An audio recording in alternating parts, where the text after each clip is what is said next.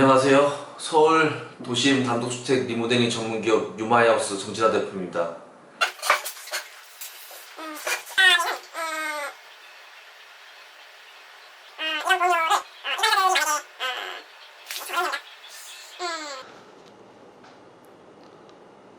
안녕하세요. 뉴마이하우스 정진아 대표입니다. 어저께 처음으로 동영상 촬영을 유튜브용으로 해서 촬영을 해봤는데요. 너무 힘들고 어떻게 해야 될지 몰라서 촬영을 완성을 못했어요. 같아서 다시 집에 가서 그 카메라에 나오는 제 모습이 도저히 보기가 힘들더라고요. 그래가지고 머리도 좀 자르고, 머리도 좀 이발을 조금 자르고, 대본도 이번엔 좀 써보고, 뭐 대본도 읽어보기도 하고 그냥 해보기도 했는데 뭐 전혀 뭐 좀 너무 힘들어서 어쨌든 다시 한번 도전을 좀 오늘 해보길 할 건데, 말이 어버버거리고 좀 이제 뭐 잘 안 나와도 좀 이해를 해주세요. 첫 촬영이다 보니까. 그래서 우선은 어제 이어서 내용은 공사 간접비에 대해서 설명을 좀 드릴 거예요. 그래서 다시 한번 좀 요약을 좀 하자면, 그 단독주택 리모델링 공사를 할 때 뭐 신축도 마찬가지고 모든 공사는 마찬가지로 공사비는 직접 공사비와 간접 공사비 이렇게 두 군데로 이렇게 두 가지로 나눠져 있습니다. 나눠져 있고, 뭐 직접 공사비는 말 그대로 공사에 필요한 뭐 철거비, 가설비, 뭐 인테리어비, 익스테리어 비용, 뭐 모든 골조 비용, 뭐 그런 것들이 다 들어가 있고요. 이제 간접 공사비에는 뭐 산재보험, 근제보험, 하자증권, 뭐 건강보험료, 장기요양보험, 뭐 국민연금, 그다음에 기업의 이윤 등이 들어가 있어요. 그러니까 실제 공사에 들어가는, 그러니까 직접 공사비는 말 그대로 원가라고, 공사를 함에 있어서 이 원가라고 보면 되고요. 나머지는 그 공사를 하면서 이제 지원금과 나라에다 내는 비용이나 또는 기업 이윤이라고 보면 될 것 같고요. 근데 정상적인 기업이라면 꼭 이 비용들은, 간접비는 발생할 수밖에 없습니다. 거기에 간접비는 아니지만 또 하나 추가를 한다면 부가세도 내야 되고요. 그래야지만, 부가세를 낸다는 거는 이제 이 공사를 신고를 하고 2천만 원 이상 공사되는 거는 신고를 하게끔 돼 있어요. 2천만 원 이상 되는 공사는 산재보험이 국가에 이제 의무화돼 있어요. 그래서 돼 있기 때문에 그러려면 이제 모든 게 다 이제 연결고리가 돼 있는 거예요. 뭐 부가세, 산재보험, 장기요양, 건강보험.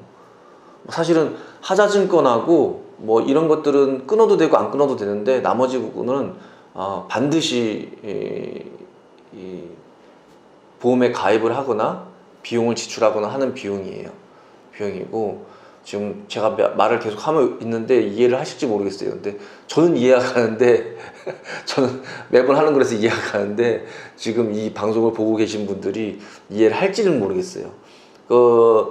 여하튼 중요한 거는 2천만 원 이상 되는 공사는 산재보험을 국가에서 의무화돼 있어요. 이게 가장 키포인트고, 근데 저도 지금 유마이하우스를 운영하기 전에 이제 건축 쪽에 일을 할 때, 직원으로서 일을 할 때 현장에서 사망사고가 난 적이 있었어요. 사망사고가 났었는데, 뭐 사망사고라고 해서 뭐 사람이 뭐 20층에서 훅 떨어져 죽었다든지, 또는 뭐 무거운 게 뭐 넘어져서 사람을 뭐 깔리거나 뭐 그랬다든지, 그런 내용이 아니고, 사람이라는 게 좀 돌아가신 분한테는 좀 그렇지만 뭐 정말 재수가 없으면은 이 사망사고는 언제든지 발생할 수 있더라고요. 그 당시에 사망했던 분의 이유가 뭐였냐면, 굉장히 여름철이었는데 제가 휴가가 있을 때였는데 현장에서 연락이 왔더라고요. 사람이 이제 작업하던 쪽에 화장실 공사 쪽 하시던 분인데, 이 직속이라고 있어요. 이 커팅기, 전기 커팅기인데, 그걸로 이렇게 판넬을 작업할 때, 이 여름이다 보니까 땀이 너무 많이 난 거예요. 땀이 많이 나서 이 아래로 이 작업을 하는데 땀이 여기를 흘러서 이 직속이 타고 가서 감전돼서 사망하셨어요. 말도 안 되는 사망 사고거든요. 뭐 그래서 이거는 참 뭐라 말을 돌아가셔서 이제 가슴은 아프지만 그날 또 일요일이었어요. 일요일이어서 이분이 그 일일 일당으로 그 하시는 분이 아니라 이 구역을 맡아서 이 구역까지 내가 얼마에 하겠다라고 공사를 맡아서 하신 분인데 이제 조금 빨리 공사를 끝내고 싶은 욕심에 아무도 출근하지 않은 일요일 날 혼자 나와서 작업을 한 거예요. 그렇게 하다가 이제 감전이 돼서 돌아가셨는데 사실은 감전됐을 때도 옆에 누군가 있었으면은 좀 그걸 빨리 이렇게 조치를 취했으면은 이렇게 사망 사고까지 이를 정도의 큰 사고가 아닌데 이제 아무도 없는 상황에서 도와줄 사람이 없면서 이게 이 감전이라는 게 그렇거든요. 저도 뭐 겪어보진 않았지만 이 감전이 됐을 때 이 손에 있는 근육이 수축이 갑자기 되면서 이 직속기를 계속 안 놓고 있는 거예요. 감전된 상태에서 계속. 그래서 오랜 기간 이 감전이 돼서 이제 사망 사고에 이르렀거든요. 그래서 당시에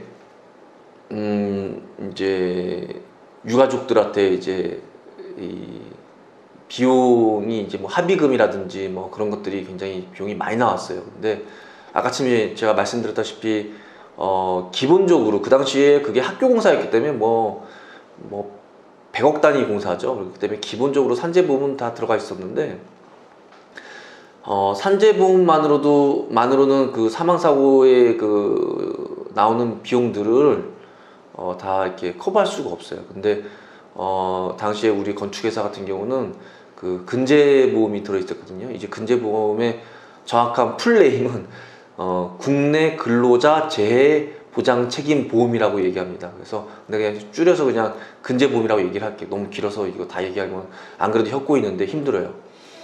그래가지고 그 산재보험에서 예를 들어서 뭐 2억이라는 비용이 발생되면은 사망사고에 대한 해결하는 비용이 그러면 한 1억 정도가 나온다 그러고 나머지 비용은 이제 근재보험에서 이제 근재보험은 이제 민간보험에서 가입을 하는 거거든요.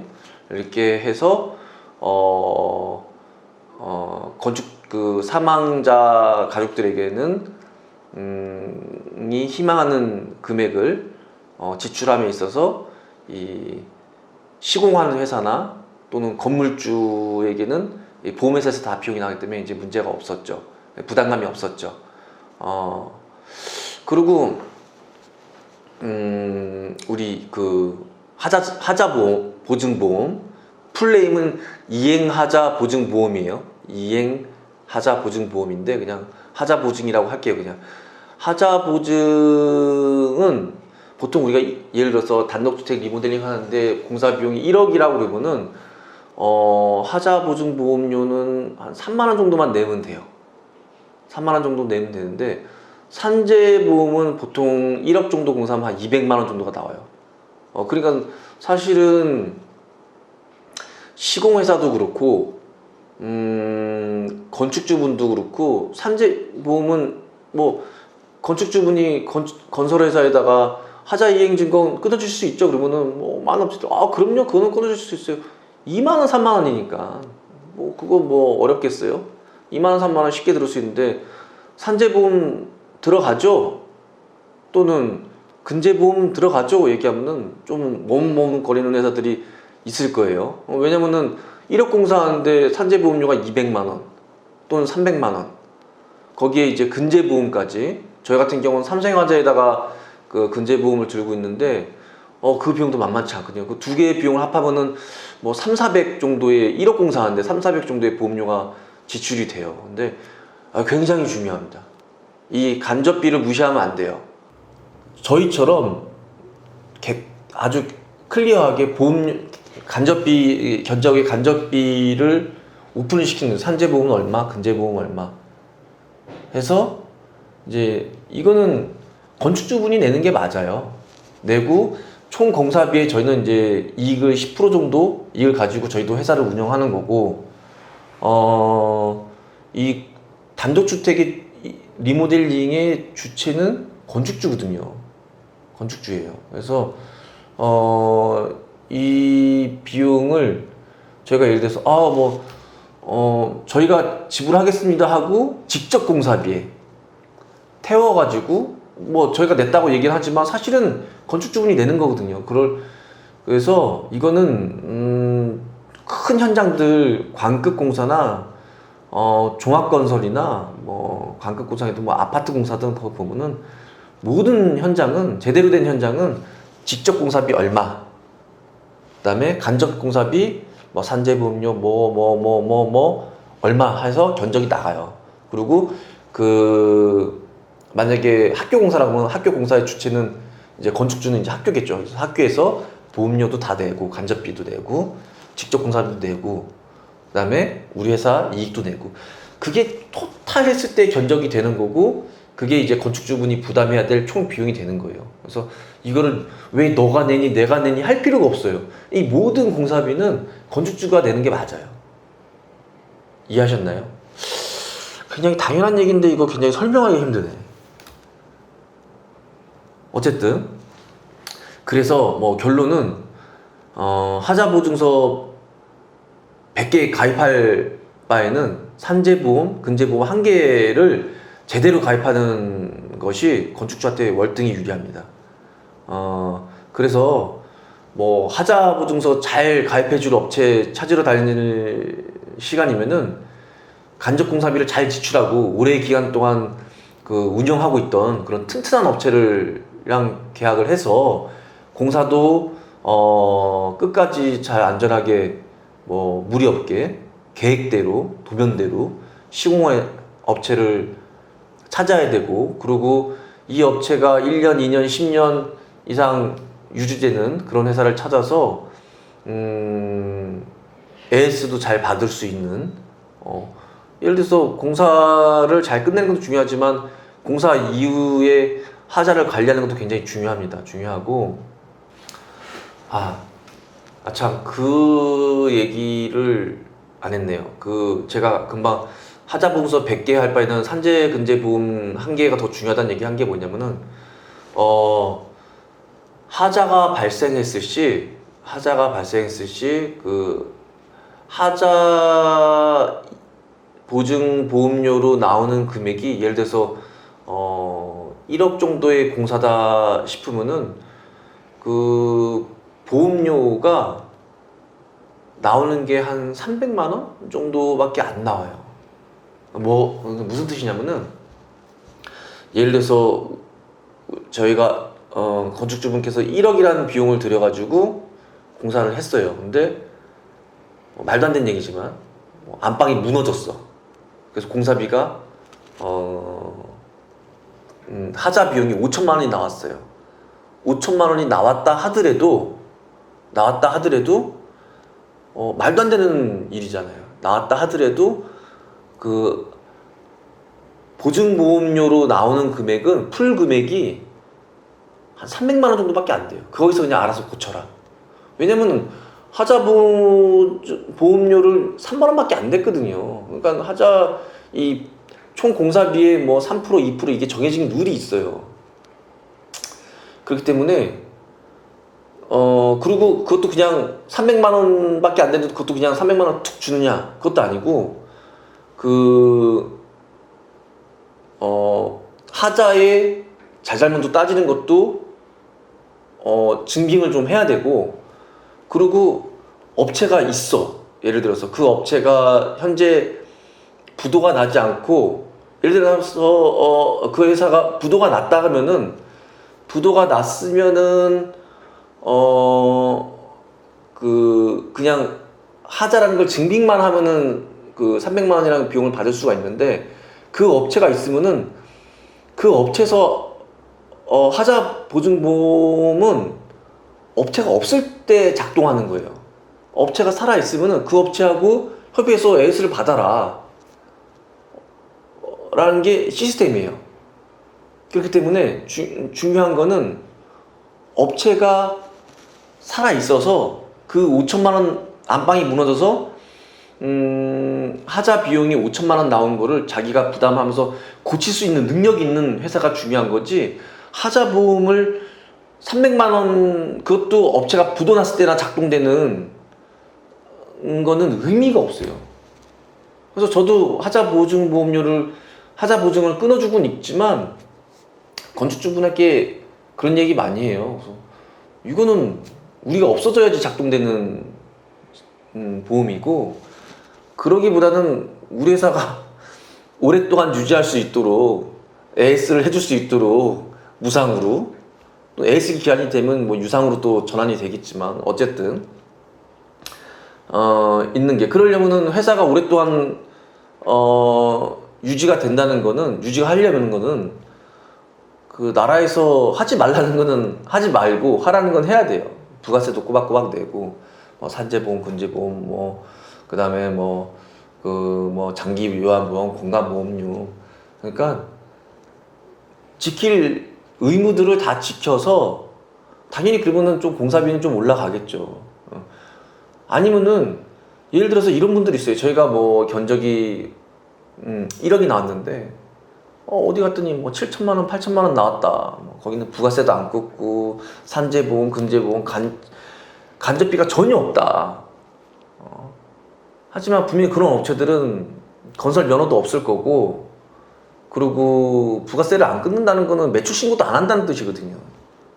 그런 회사들은 보통 뭐 2년에 한 번, 3년에 한 번 그냥 회사 뭐 스스로 부도 처리하고, 또 뭐 개인 사업자로, 법인 사업자도 아니고, 또 회사 또 설립해서 또 2, 3년 하다가 또 뭐 이런 식으로 뭐 가장 흔한 게 건축주분들이 당하는 업체들이죠.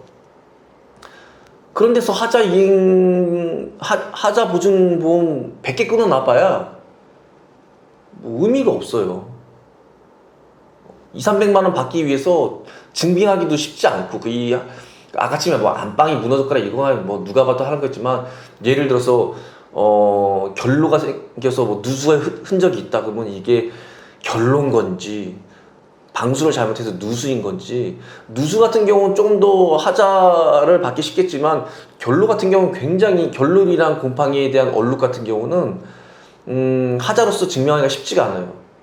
왜냐면은 이게 단열이 잘못된 건지, 아니면 집안에서 뭐 곰탕을 매일 끓이고 애기들 기저귀를 매일 널어놓고 그런 집 같은 경우는 단열이 잘 돼 있어도 환기를 안 해놓은 상황에서 집안의 습도가 높으면은 결로가 생길 수가 있거든요. 뭐 이런 것들을 시공회사의 잘못이 아닌데 그 하자 보증을 끊어준 그 서울 보증 뭐 어쩌고저쩌고 해서 비용을 쉽게 내주진 않거든요. 끝까지 밝힌단 말이죠. 이게 진짜 하자인지 아니면은 건축주의 그 사용의 잘못으로 인한 하자인지를 밝혀내서 그 비용을 아낀단 말이죠. 그렇기 때문에 하자 이행 증권을 끊기보다는 오랜 기간 동안 유지되었던 회사, 그리고 또 앞으로도 오랫동안 유지될 회사랑 계약을 해서 케어를 받을 수 있고, 또 하자를 얘기했을 때 이렇게 쉽게 대화가 돼서 그런 신속하게 AS를 해줄 수 있는 업체랑 계약해서 공사를 하는 게 중요합니다. 그러니까 제가 이 말씀을 지금 뭐 두서없이 뭐 방송 첫 방송이다 보니까 굉장히 뭐 내용이 정리가 안 된 상태에서 말씀을 드렸는데, 어쨌든 간접 공사비를